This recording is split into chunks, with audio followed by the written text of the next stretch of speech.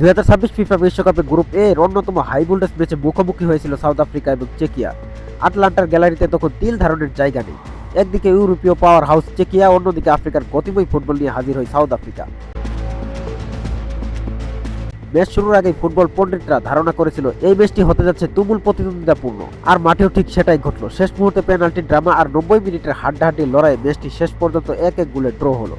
আজকের ভিডিওতে আমরা বিশ্লেষণ করব কিভাবে এই রোমাঞ্চকর ম্যাচটি এগোলো এবং দুই দলের শক্তি ও দুর্বলতা কোথায় ছিল। ম্যাচের শুরুতেই সাউথ আফ্রিকাকে চমকে দেয় চেকিয়া। ম্যাচের বয়স তখন মাত্র 6 মিনিট। তখনই মাঠ থেকে বল কেড়ে নিয়ে আক্রমণে ওঠে তারা। মিকাল সাদিল বক্সের কিছুটা বাইরে থেকে এসে অবিশ্বাস্য এক শট নেন। সাউথ আফ্রিকার গোলরক্ষকের তখন কিছুই করার ছিল না। বল সরাসরি জড়ায় জালে। 1-0 গোলে এগিয়ে যায় চেকিয়া।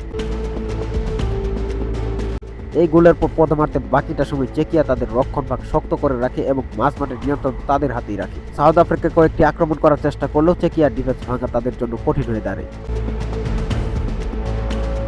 দ্বিতীয়ার্ধে সম্পূর্ণ এক সাউথ আফ্রিকাকে দেখা যায়। বিরতির পর মাঠে নেমে তারা তাদের চেরোচেনা গতিময় ফুটবল খেলা শুরু করে। উইং ধরে রেখে একের পর এক আক্রমণ করতে থাকে তারা। বিশেষ করে মাঠে বল পজিশন ধরে রেখে তারা চেকিয়ার রক্ষণভাগকে ব্যস্ত রাখে। চেকিয়া এই অর্থে মূলত কাউন্টার অ্যাটাক বা প্রতি আক্রমণের উপর নির্ভর করেছিল এবং তাদের লিড ধরে রাখার জন্য ডিফেন্সে বেশি মনোযোগী ছিল। কিন্তু সাউথ আফ্রিকার আক্রমণগুলো ক্রমশ বিপজ্জনক হয়ে উঠছিল। গোল যেন কেবল সময়ের ব্যাপার ছিল।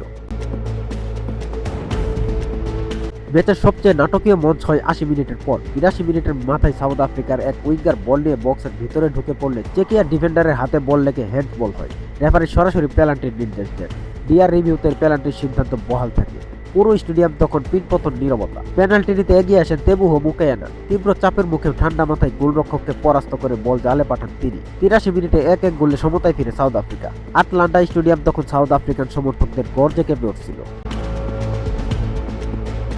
গোল খাওয়ার পর চেকিয়া আবারও আক্রমণে ওঠার চেষ্টা করে এবং সাউথ আফ্রিকাও জয় সূচক গোলের জন্য মরিয়া হয়ে ওঠে। ইনজুরি টাইমে 5 মিনিটে দুই দল বেশ কিছু সুযোগ তৈরি করলেও জালের দেখা আর পায়নি। শেষ পর্যন্ত 1-1 গোলের ড্র নিয়েই মাঠ ছাড়ে দুই দল। টেকনিক্যাল দিক থেকে দেখতে গেলে চেকিয়া প্রথমার্ধে দুর্দান্ত ছিল, কিন্তু দ্বিতীয়ার্ধে অতিরিক্ত রক্ষণাত্মক হয়ে পড়ায় খেসারত দিতে হয়েছে তাদের। অন্যদিকে সাউথ আফ্রিকার লড়াকু মানসিকতা এবং গতি তাদের ম্যাচে ফিরিয়ে এনেছে।